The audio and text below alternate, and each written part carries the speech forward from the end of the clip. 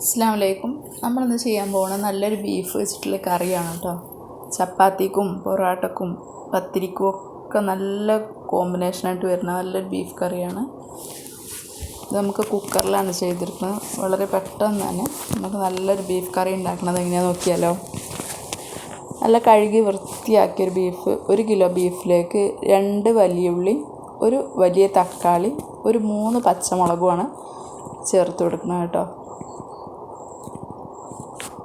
ഇനി ഇതിലേക്ക് നമുക്ക് ടേബിൾ സ്പൂൺ ആണെങ്കിൽ 2 ടേബിൾ സ്പൂൺ, ഞാൻ ചെറിയ സ്പൂൺ ആയതുകൊണ്ടാണ് 3 സ്പൂൺ ചേർക്കുന്നത്. നിങ്ങൾ വലിയ സ്പൂണാണെന്നുണ്ടെങ്കിൽ 2 സ്പൂണ് മല്ലി ചേർക്കുക, 2 സ്പൂണ് മുളക് പൊടി. കാശ്മീരി മുളകാണെങ്കിൽ എരിവ് വേണ്ടാത്തവർക്ക് അങ്ങനെ ചേർക്കാം.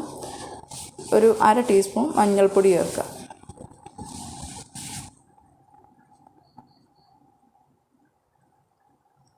ഇനി നമ്മളിതിലേക്ക് ഗരം മസാലയാണ് ചേർത്ത് കൊടുക്കുന്നത്. 1/2 ടീസ്പൂൺ ഗരം മസാല ചേർത്ത് കൊടുക്കാം. ഇനി ഒരു നുള്ള് പെരിഞ്ജീരകം, പൊടിക്കാത്ത പെരിഞ്ജീരകം ചേർത്ത് കൊടുക്കാം. കറിവേപ്പില ചേർത്ത് കൊടുക്കാം. ഇഞ്ചിയും വെളുത്തുള്ളി ക്രഷ് ചെയ്തുകൊണ്ട് അത് ചേർത്ത് കൊടുക്കാം. കുരുമുളക് ക്രഷ് ചെയ്ത് ചേർത്ത് കൊടുക്കാം. ഉപ്പ് ചേർത്ത് കൊടുക്കാം കേട്ടോ.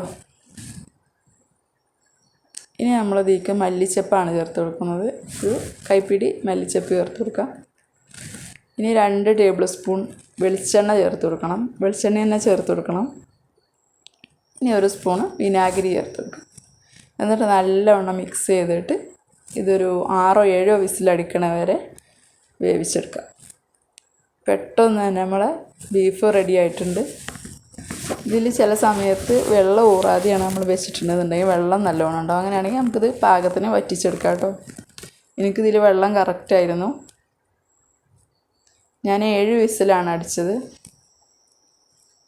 നല്ല ബീഫ് കറി റെഡി ആയിട്ടുണ്ട്. നമുക്ക് എന്തിൻ്റെ കൂടെ വേണമെങ്കിലും കഴിക്കാം കേട്ടോ. പുതിയൊരു റെസിപ്പിയായിട്ട് വീണ്ടും കാണാം. അസ്സലാമു അലൈക്കും.